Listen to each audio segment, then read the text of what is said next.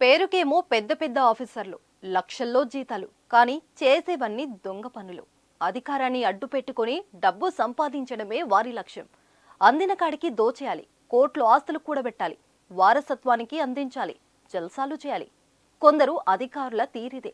లంచాలకు రుచి మరిగి ప్రజలను జలగల్ల పట్టి పీడిస్తారు. ఇలాంటి అవినీతి తిమింగలాలు నేటి సమాజంలో ఎన్నో. తాజాగా హైదరాబాద్లో మరో అవినీతి అధికారి బండారం బయటపడింది. గజం కేవలం 15,500 రూపాయలతో 150 గజాల భూమి కేవలం 23 లక్షలు మాత్రమే. ప్రస్తుతం మెట్రో రైల్ ప్లానింగ్ అధికారిగా, రేరాలో కార్యదర్శిగాను కొనసాగుతున్న శివబాలకృష్ణ ఆదాయానికి మించి ఆస్తులు కలిగి ఉన్నారనే ఆరోపణలతో ఏసీబీ బుధవారం తెల్లవారుజాము నుంచి సోదాలు చేపట్టింది.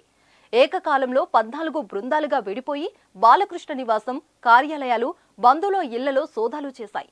ఈ సోదాలో ఏసీబీ అధికారులకు దిమ్మ తిరిగే ఆస్తులు వెలుగులోకి వచ్చాయి. 100 కోట్లకు పైగా ఆస్తులు వెలికితీశారు.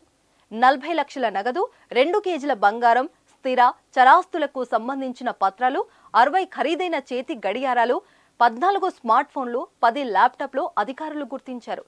వీటి మొత్తం విలువ 100 కోట్లకు పైగా ఉంటుంది. హైదరాబాద్లో విల్లాలు, ఫ్లాట్లతో పాటు నగర శివారు ప్రాంతాల్లో భూములు గుర్తించారు. హైదరాబాద్ చుట్టుపక్కల 100 ఎకరాల భూపత్రాలను అధికారులు సీజ్ చేశారు. ఇంకా బ్యాంకుల్లో లాకర్లు తెరవాల్సింది. వాటిని తెరిస్తే మరిన్ని 100 కోట్లు బయటపడే అవకాశం ఉంది. బంధువుల ఇళ్లలో సోదాలు ముగిస్తే మరికొన్ని ఆస్తులు బయటపడే అవకాశం ఉందని అధికారులు చెప్తున్నారు. ఈ అవినీతి తిమింగలం ఇంట్లో డబ్బులను లెక్కించే కౌంటింగ్ యంత్రాలను కూడా గుర్తించారు అధికారులు. ఓ ప్రభుత్వ ఉద్యోగి 100 కోట్ల ఆస్తులు సంపాదించడం ఇప్పుడు సంచలనం సృష్టిస్తుంది.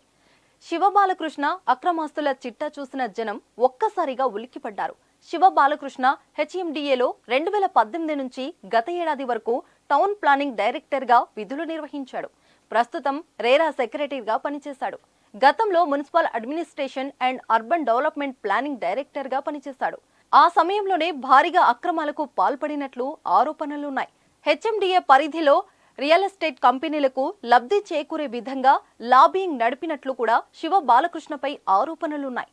నిబంధనలకు విరుద్ధంగా అనుమతులు ఇప్పించడంలో కీలక పాత్ర పోషించినట్లు సమాచారం. రాజకీయ నేతల అండదండలతో పాటు ఉన్నతాధికారుల సహకారంతోనే కోట్లకు పడగలెత్తినట్లు తెలుస్తోంది. ప్రస్తుతం అదుపులోకి తీసుకున్న ఏసీబీ అధికారులు కోర్టు ముందు హాజరుపరిచారు. నేడు కూడా అధికారుల సోదాలు కొనసాగనున్నాయి.